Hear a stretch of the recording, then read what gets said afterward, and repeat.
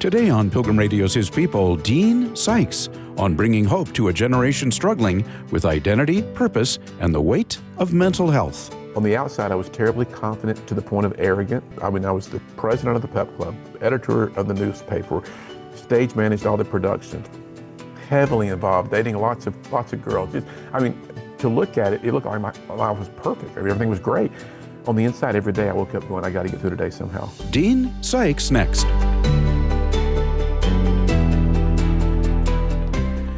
On today's His People, we're joined by author and speaker Dean Sikes, founder of the You Matter movement. Since 1993, Dean has shared messages of hope with millions of students through high school assemblies, teen challenge centers, and prisons across the U.S. and abroad. His heart for helping young people find purpose and value has shaped a ministry that reaches tens of thousands every year through live events, books, and television. Today, Dean joins Sonny Kane to talk about his book, You Matter, and how understanding our God-given worth can help bring hope and healing to a generation in crisis. Well, Dean, I want to welcome you to His People. Thank you so much, and I'm glad to be with you today. Well, I'd love for you to tell us a little bit about yourself and how you got started working in the trenches with teens. Yeah, I have been now speaking with high school students since January 1st, 1993. The high school seniors that I spoke with in 93, I'm now speaking with their high school seniors. Oh, wow. It's become generational, and this was nothing on my radar screen. This was not where I was heading in life. I was going into politics, or at least that's what I thought. And I had a game plan, had a polling data, had people, had some resources, and we were going to run. But my life took some changes along the way, and I call them defining moments. I think we all have them in our lives. And for me, my first defining moment happened when I was 7 years old, when I became a Christian. I vividly remember the day. It was a Saturday afternoon. It was about 3:30. I know right where I was at 6404 Julie Lane, Chattanooga, Tennessee. I remember the pastor who came. I knelt down, prayed a prayer, and Jesus came into my heart. I knew something had changed. Defining moment number 2, 15, I was sexually abused by a so-called Christian at a church. And 60 seconds changed the trajectory of my entire life. And I made a vow, I will never, ever tell anyone what just happened to me. And for 22 years, I didn't. Defining moment number 3, I failed PE in high school, the easiest class you'll ever take. I failed, even though I played quarterback, taught tennis, and played golf. I was plenty athletic. I wasn't going to put myself in a position to get hurt again. Defining number 4 would be at 21 years old, the defining moment of my life outside of salvation. I prayed a prayer. I'd been in church my entire life. Every time the doors were open, I was there. Not because I wanted to be there, it was just the right thing to do. Growing up in the southeastern region of the United States where there's a church on every corner, that's just what we did. But I would not have known God from Adam. I knew about him, but I didn't know him. And so one day, I was in real estate development, 21 years old, right before launching into politics, and I had everything society says makes you successful, and I was miserable. I went to this God I didn't know, and I said, if you're real, and I don't think you are, but if you are, prove it. I tell teenagers every day, don't ever ask God, the creator of the universe, to prove to you that he's real unless you're ready. And 2 weeks come and go. There was zero faith attached to my prayer. I forgot I prayed that prayer. It was a beautiful March afternoon. The sun was shining, the wind was blowing. I walked into my office, said hello to our receptionist, walked down a long hall, turned right, walked into my office, shut my door, sat down, was dialing a phone, checking on a shopping center we had just built in Beckley, West Virginia. And suddenly all I can tell you is behind me off to my left, I heard someone say, call mom. I swung around in my chair, saw no one, but the hair on the back of my ear knew to call my mom, and I did. And when I called her, she was attempting suicide. In that instant, I believe with everything within me, God spoke to me. And people go, well, you must be so spiritual. No, I was just that unspiritual. God had to meet me where I was. And for me, he knew I had to hear something audibly to be able to respond to something. And I remember when I was growing up, there was a lady named Dilly Jenkins, and she says, Dean, this was when I was about 10 or 11 years old. She says, Dean, I believe God's going to use you in ministry one day. And I had no idea what that meant.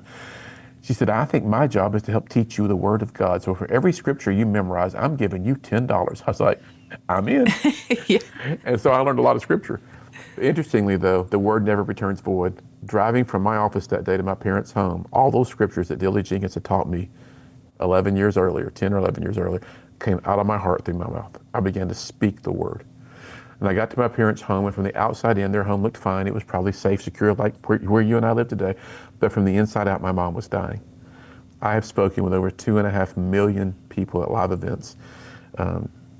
Just seen multiplied hundreds of thousands of people who from the outside in appear to have it all together, but from the inside out there in their own private wars. That day I beat on the door, my mom was barely alive. She fell into my arms. I picked her up. I carried her to her car. I drove her to a hospital, and as we drove, she says, "Dean, I can't be dying." And I said, "Mom, you're not going to die, but you're going to have to choose to live." And the most important word in that sentence is not live, it is choose. Yeah. Because the word teaches us, choose you this day who you're going to serve. I get her to a hospital, the doctors throw me against the wall, rush her to the ER. 45 minutes later, this doctor who had 4 years of college, 4 years of med school, 2 years of residency, and years of practicing medicine, walked over to my dad and I, and he said this to my dad, "Mr. Sikes, there is no medical reason whatsoever to tell you what I'm getting ready to tell you. It's a miracle of God. Your wife is alive. She's fine. Go see her." I heard miracle of God. Suddenly I went, "You've got to be kidding me. You're real?" I mean, it floored me and freaked me out simultaneously. And my dad said, "Do you want to go see your mom?" I said, "No, sir." He goes, "I understand." I thought, "No, you don't. 2.5 hours ago, I'm minding my own business, and apparently the creator of the universe, who apparently is real, spoke to me. I heard his audible voice to call my mom, your wife. I did. She's literally ending her life. Get her to a hospital. This doctor just told us that he didn't save her, that God did. No, Dad, I'm going for a walk." And I went for a walk by myself, and I leaned against this long corridor of Park Ridge Hospital. "I could take you to the spot today."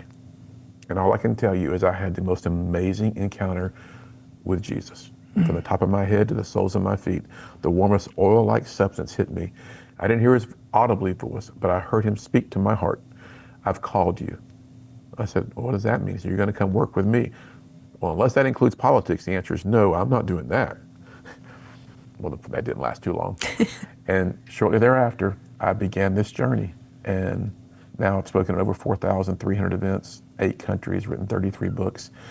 In the last 27 months, we've had 169 million views of our videos on social media. We've never charged anyone anything. That was the mandate the Lord gave me. Never charge anyone anything and stay out of debt. 4,300 plus events we've never charged, and our ministry is totally debt-free. And we get up every day and we get to do this. I mean, I haven't had a job since I was 26 years old. Wow. I mean, such an incredible story there. There is so much there of just imagining the healing hand of God that has had to encounter you in some of those moments of your story. And just the shock of what you walked through with not only the experience with God, but also what your mother was walking through. I really can't fathom what you have carried. Now, how did these events, these defining moments, what do you think it is about them that drew your heart to teenagers specifically? Yeah, my drug of choice after I'd been abused was lying. I lied more than I ever told the truth. In fact, I lied so much, people had to catch me telling the truth. I mean, that was my life. And why? The second greatest commandment in the Word teaches us, love your neighbor as yourself.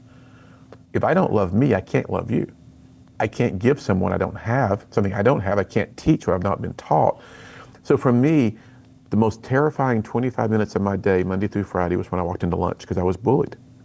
But yet, on the outside, I was terribly confident to the point of arrogant. I was the president of the pep club, editor of the newspaper, stage managed all the productions, heavily involved, dating lots of girls. To look at it, it looked like my life was perfect. I mean, everything was great.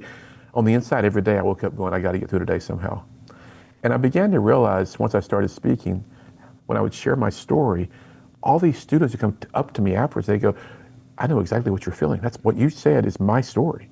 And I began to really unpack it. And one of the most powerful lessons I think that the Spirit of God's ever taught me is this: what you and I overcome in life will oftentimes become our platform. What we overcome becomes our platform. What did I say when I was 15? I'll never tell anybody what happened to me. And for 22 years, I didn't. But if you and I don't deal with our emotions will eventually deal with us. They don't just magically disappear. God created emotions for a reason. And so on this particular day, 22 years later, my wife asked me to go to Home Depot. Now, if we knew each other, you'd be laughing hysterically because I'm not a fixer-up guy. I don't know how to do that stuff. It's just not my world. But I said, sure. So I took 2 of our 3 kids and we went to Home Depot. We walked down aisle 21. I turned right and I walked literally right into the person who had sexually abused me. Oh. My life unraveled.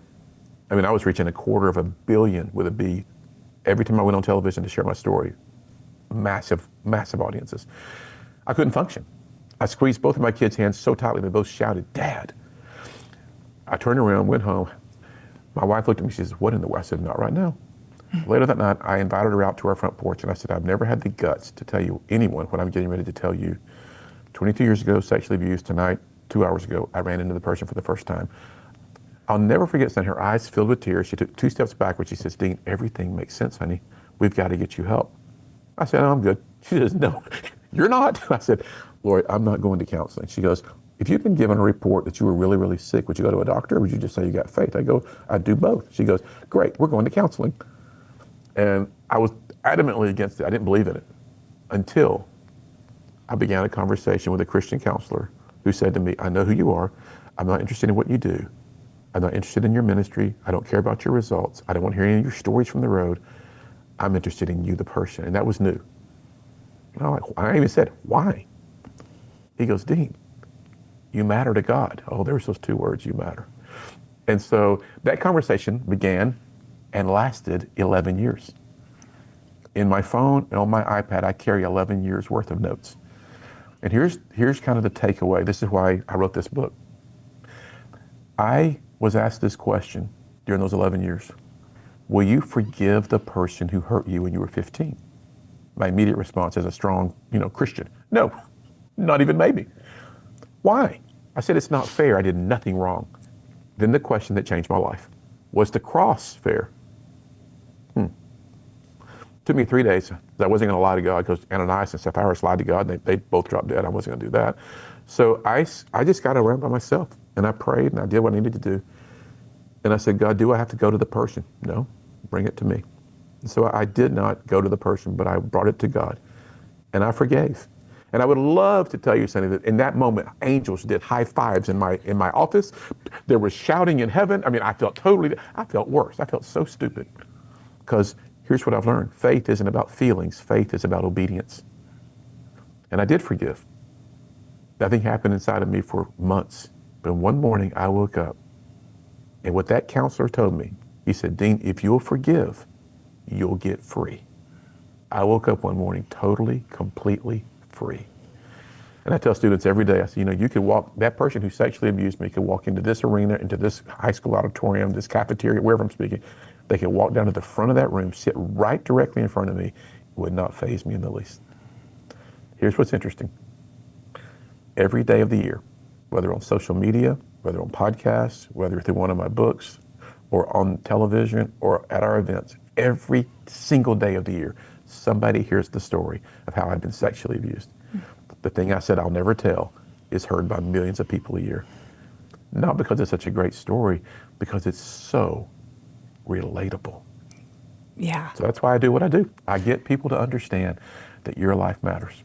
Not because of the money you have, not because of what you've accomplished, not because of your last name, not because of how great you are, how great looking you are. You matter for one reason.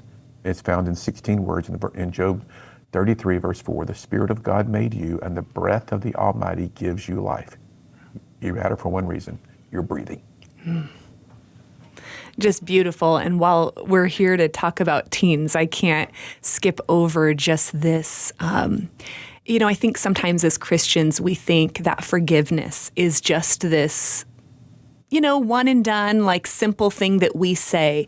But what I heard tucked underneath that was it was an 11-year journey where you were also partnering with God and a counselor in doing work in order to get free. Yep. I would not have gotten there on my own. I wasn't there. The only way that you and I can share love with someone else or receive love from someone else, in my view, is because we're created in the image of God. And God doesn't give love. God, the word says, is love. And so his love in our hearts, that love that's shed abroad, causes us to see from a different perspective.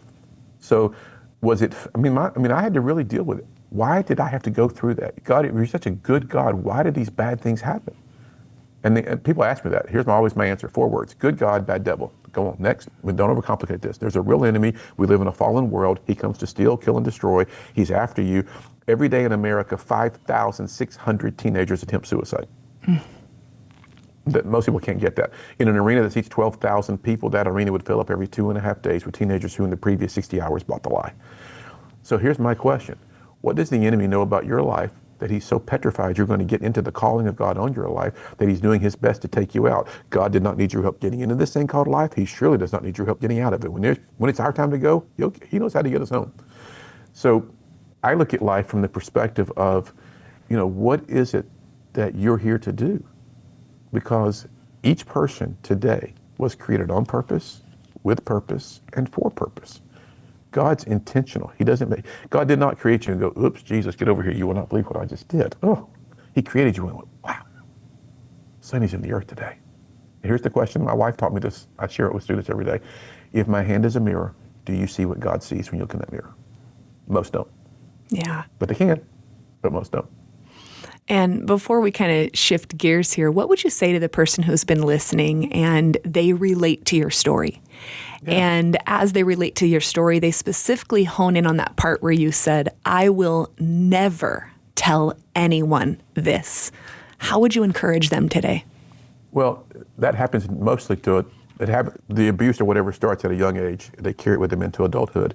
And here's the reality. And it's just I'm not a pastor. This is important to understand. Pastors' jobs are to comfort the afflicted. My job is to afflict people who are comfortable. I get people to think. The reality is broken teenagers become broken adults. And brokenness attracts brokenness. And then when two become one flesh, they recreate what they are. Generational curses or generational blessings. It's real simple. So to the person who's there, who made that vow like I did, I get it. I totally, and it's legit. I mean, it is so legit. Nobody wants to dig this up and go through you just don't, until the pain becomes too much. And what does pain do but seek pleasure? And what do hurting people do but hurt others? Oftentimes the people they hurt become themselves. And so the good news is, the Bible calls it, and I don't want to be too over spiritual here, but the Bible calls it's called the healing balm of Gilead. There's a thing in God's presence where you can get healed in such a dramatic, demonstrative way that the pain that is in your life today can be turned and transformed into purpose tomorrow. I know that sounds cheesy and whatever, but it's reality. It really is what happens. Because God wasn't taken off guard by your pain.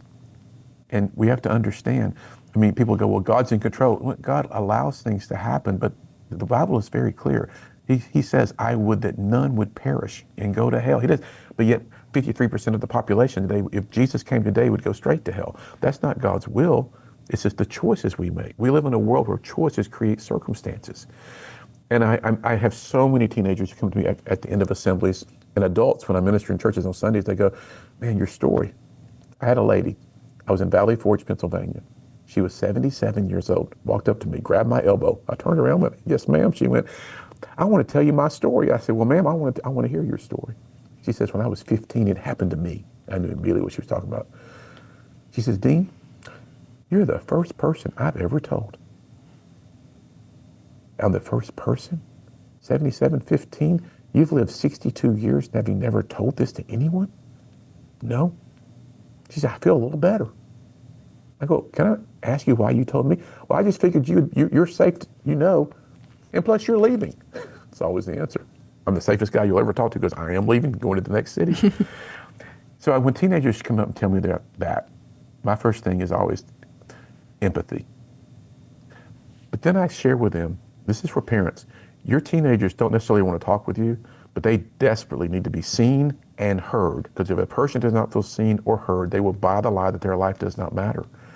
So I encourage, if a student comes up to me afterwards, I never leave that school without getting them help from an adult. I'll find the counselor, I'll find the principal, I'll put them with, if it's a young lady, I'll put her with a female teacher or a counselor or a coach. Young man, same thing, young teacher, male teacher. Because the Bible tells us in Proverbs, open communication permits progress. So the kids have enough guts to come tell me their story. They're crying, I'll cry with them. This is meaningful to us. And I'll go, listen, you had what it took. You had the guts to come talk to me. Let's take it a step further. No, I'll get in trouble. Always the first sentence. You're not gonna get in trouble. But you've got to learn how to openly communicate. Because here's, Sonny, if you had a trash can right there and you kept putting the trash down, kept pushing it down, kept pushing the trash down, eventually common sense says the trash is gonna overflow. Our hearts are the same way. If we keep pushing the emotions down, there will be a day we will have an emotional eruption, the likes of which I can't even fully describe, and I speak for a living. How do I know that? I've experienced, I've lived it. I've been there. I got that T-shirt. There's nothing fun about it. So when you just talked about our teens who are struggling to feel seen today, if a parent, how can a parent help with that? Yeah, great question. Start asking questions. I don't know. I mean, I have so many parents that I don't know how to talk to my kids. Well, let's start with this. Here's radical. Turn your phones off. I knew that our family was in challenging moments when my son was upstairs in his bedroom and I was downstairs in our family room, and he and I were texting each other. Yeah. So we made a change. My wife came up with this. It's very common. It's called the high-low game at dinner. I always, I travel a lot and I speak a lot, and I have since I was doing this before I even got married. So all my family's ever known is what I do. But I always make it a point to be home, multiple times a week for dinner. And so we would sit around our table, and Lori would go to our kids. Let's go around the table. What was your high today? They would tell us. Lori would tell them. I would say, this was my high today. What was your low today? What was the worst thing that happened today? And then we'd just gently unpack it. What made that your high today? How did you feel about that? What made it your low today? And again, it's students. I mean, I constantly, as a communicator, I'm listening and watching twice as much as I talk all the time. So if I go to a restaurant on the road, I'm looking, I'm watching. It saddens me to see how many families sit at tables and they're all looking down at their phones. I see husbands and wives looking at their phones, and I'm thinking, man, when you were chasing her before you got her to marry you, there is no way you'd be sitting there with your telephone. You would be fully engaged in that person and what's going on in her life, and vice versa. Because, the Bible says all things were created by God and for God. I'm convinced the internet was created, social media was created by God, but it is the most alienating, divisive tool on the planet today, and it's such that the average teenager will spend between 7 and 9 hours a day on their device. Think about that. 7 to 9 hours. And when I ask that question in schools, hands shoot up all over the auditorium. Yep, just right on. Those numbers are accurate. And it's because they get lost in trying to figure out how to get people to like me. Here's what I tell students. If you're still counting your likes, you have no idea how much you're loved. Oh, so good. So good. Yeah. And even for the adults out there who, we have a child inside of us that might still be looking for the likes, right? Oh, we are. I mean, notice I said I've had 169 million views. I don't count the likes. You know why? I can say one thing that people don't like, and they can cancel me today.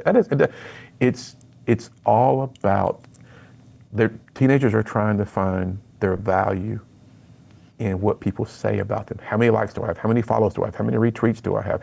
What do they say about this? Do I use this filter? I mean, at one point there was a so-called game showing teenagers how to end their lives, and they were doing it, and we got the phone call. I went to a Native American Indian reservation, and I did every school on their reservation. We rearranged weeks my schedule's pretty full. We literally took schools and said, we can't be with you today. We've got to go here. And it was just so crushing to see what that had done to that community, because they buried 3 kids and almost buried 2 more. And it's not, I'm not Superman. I mean, God spoke this is my wife. Quick little funny story.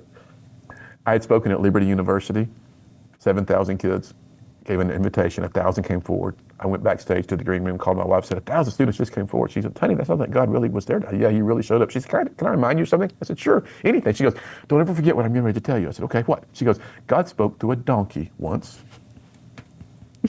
I said, I get it. So this isn't about me as a speaker. It's always the message, not the messenger. Yeah. And it's good to have people in our lives like your wife that will keep us humble, right? She keeps me grounded, I promise you.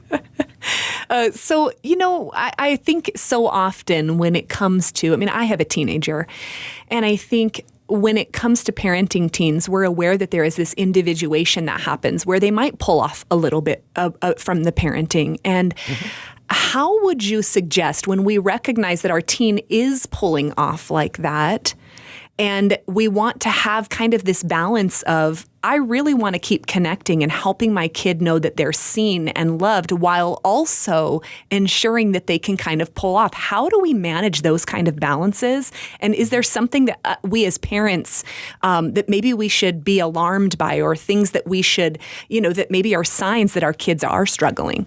Yeah, if you ask the question, hey, how was school today? Fine. How you doing today? Fine. If all you ever hear is good news, start digging. And I say that because I've seen it so often. It's like our son went to a private prep school, and I'd gone to the same school when I was his age. And, for me, it was 3 hours of homework every day. And every day, I pick him up, whatever, after he played football or tennis or whatever. I go, how much homework you got today? Not a lot at all. I'm like, Will, I went here. I mean, that 3 hours, it's only got more. He goes, oh, this. And I started digging. And I realized, oh, okay, we have an issue here. And then the switch clicked, and suddenly he got involved, got heavily engaged. All he needed was a little motivation. All he needed was somebody who understood. All he needed was somebody as a parent who would say, hey, let's look at this. Because here's the difference between, I meet a lot of dads, I don't meet a lot of fathers. Big difference. Dads give you what you want. Fathers give you what you need. And so we gave him what he needed, but we also gave him the space to grow and gave him, here was kind of our takeaway for life. With every privilege, there comes a corresponding responsibility. So you want the privilege of having more free time to do it? Prove to me that you can do it. Prove to me that you can stay within these boundaries. And just a couple of days ago, he passed the bar, and he's an attorney today. Well, that's not because we were great parents. It was because God met us as parents. God met him as our son, where he is, where we were, and showed us a way, even in our failures, which we had plenty of, to say, you know what, you can do this. You can. If this is what you want to pursue, and this is what God's calling you to do, then let's figure out what can we do to help support. And so, to answer your question, find ways to be supportive of your teenager. Find ways to give them maybe a little increasing boundaries. Find ways to give them more responsibility, because that privilege is going to produce that responsibility. The key, though, in my view, is because I talk with so many teenagers. They're like, I wish my parents would take time with me. Most parents spell love money. Here's some money, go do whatever you got. Teenagers spell love T-I-M-E. Well, my kid doesn't want to be around me. They really do. No, they tell me they don't. I know, but they really do. Well, their actions show different because you've not given them an entree into a world where they feel comfortable being themselves. Show them that you love them not because of who they are, but because of whose they are. I mean, I was at a school recently where a young man walked up to me, and I was actually leaving, and our executive director was on the trip. He said, there's one more student you really need to talk to. So I walked over. This young man was just, his jaws were trembling, his eyes were filled with tears. And he told me, he said one sentence, which I'm not going to say right now, but he said a sentence, and he goes, do I still matter to God? And I looked at him and I said, yes, you and I can disagree on what you just told me, but you matter to God. And he broke, and he just cried so hard. And he goes, I'm this way because of, and he told me what happened. And I understand. I've heard that story so many times, buddy. And what was he looking for? He was looking for somebody to validate that his life does have purpose, even though what he was doing in his life, in his own world, he knew in his mind and in his heart, this isn't what I want to do. This is not how I want to live my life. I don't see my choices. Do I matter? And so I see so many students who have gone through heavy things in life, and they're trying to figure it out, and they're just teenagers. They don't have the skill sets yet to do that. They don't have the emotional capacity to deal with what they're dealing with. I would hate to be a teenager in today's world, to be honest with you. It's different. It is. Totally and different. You even think, and I think that some of them were issues prior, but it seems like with increasing measure, we're seeing more teens struggle with their sexuality, with their gender, with brain chemistry. In that, I mean, how do you speak to teens that are wrestling with one of those things? Yeah, I tell them the truth. Truth is always true. It never changes. When God created you, like I said, he did so on purpose, with purpose, and for purpose. I mean, there's a plan of God for your life. And, I do a lot of public high schools. And so I can only go as far as that school will allow me to. I don't believe anybody can have authority in their life unless they're under authority. So my first sentence when I go into a school is, hey, thanks for letting us come into your school. What are my boundaries? How far can I take this message? Because if anybody Googles me, they're going to find out he's a Christian guy, he's a speaker. Mm-hmm. That's fine. But in 4,300 events, there's not one school that I could not go back into, because I've always adhered to, tell me my boundaries and I stay there.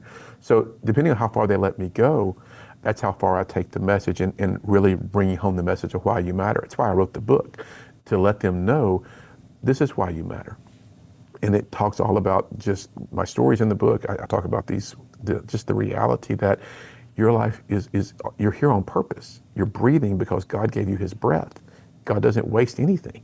So when I meet a young person who's really struggling, I can always trace it back to an act that happened in their life. Something happened. And we try to go back and unpack the act, basically. And it's painful and it's not easy. But the other day I was in a school, and it was an organization that said, I can't come to their, it was an outside organization that said, he can't come to your school, he's a Christian. And the principal actually was a strong believer. He said, no, he's coming to my school. So I got there and I said, let's protect you and me. Record everything I say. Video it, audio, just record it all. He did. And I said, this assembly's coming to an end, and I've gone as far as I can go. But if you want to talk, you've got to come to me. I can't come to you. I'm going to go stand over there against that wall. Sonny, students stood in line for over an hour to tell me their story, which again just reveals kids want to be heard. Yeah. So to the parents out there, to the counselors out there, to the teachers out there, to whoever's you don't have to have all the answers. Just be willing to listen. The most honest thing I say to a teenager is, I don't know. They would rather hear, I don't know, than me give them some silly, crazy, dreamed up answer that's going to do nothing but bring confusion to them. I can't tell you how many times I've said, I don't know. I hate that this happened, and I wish it hadn't, and I'd love to try to get you some help, but I just want to be truthful with you. I mean, they're in like glue. Well, and I love the permission you're giving just all of us that we can say, I don't know. And I think that oftentimes, especially as Christians, we want to immediately quote a Bible verse or control through the Word of God, but we're missing that place of your message of just simply, we all want to know that we matter. Sure.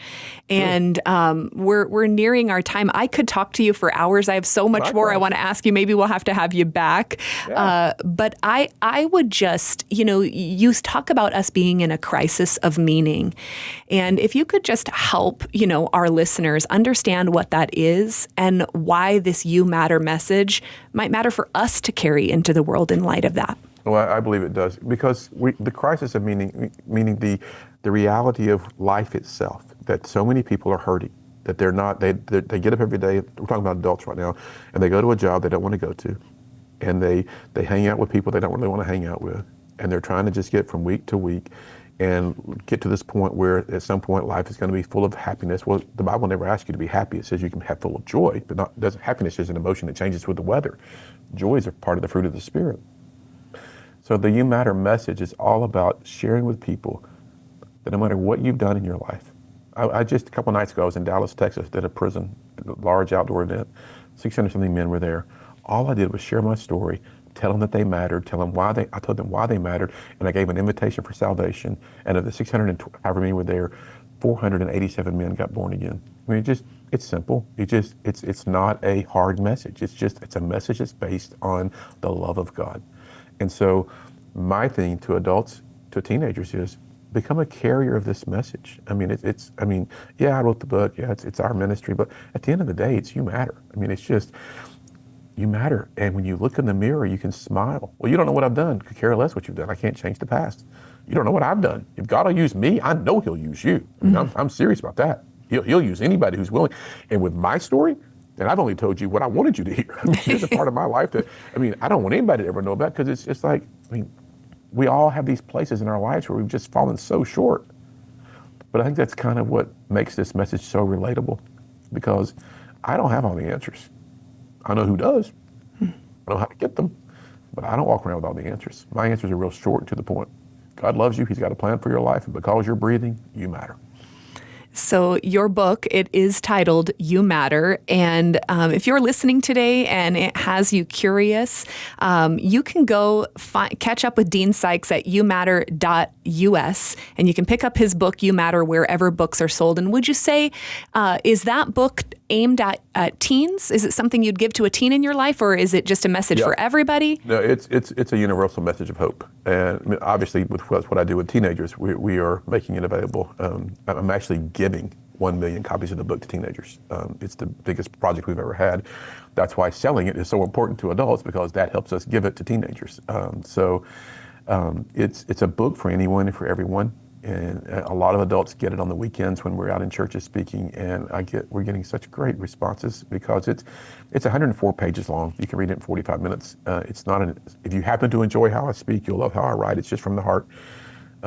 It was a pretty easy edit for the people who did the edit on it, because it's just I'm not trying to be something I'm not. I'm just trying to share with a very simple message on a consistent basis. This is what I'll do for the rest of my life. This book, the You Matter book, is our legacy book. If I had died yesterday, this book will live on, and it's got the heartbeat of what we do. So I appreciate so much getting to have a few minutes with you and just kind of share some of the story. Yeah, Dean, thank you so much for opening up your life, opening up your story. I think you're also showing people what's possible when we submit our life before Christ and we take him at his word. And so I thank you for your time today. I know you have added such value to our listeners' life. Well, thank you. Likewise, and I so enjoyed getting to be with you. You've been listening to His People on Pilgrim Radio. Many thanks to today's guest, Dean Sikes, founder of the You Matter movement and author of the book, You Matter. Coming up on tomorrow's program, it's Rachel Culpepper of American Heritage Girls on raising godly girls. We kind of boil it down to say that we're faith, service, and fun. And I think that's a really great way to say it. So we keep faith at the center. We're very committed to helping raise up servant leaders. So these girls are out serving in their communities, serving in their families. And then it's just lots of fun, because if it's not fun, they're not coming back, right? That's tomorrow at the same time, right here on His People. Thanks for listening.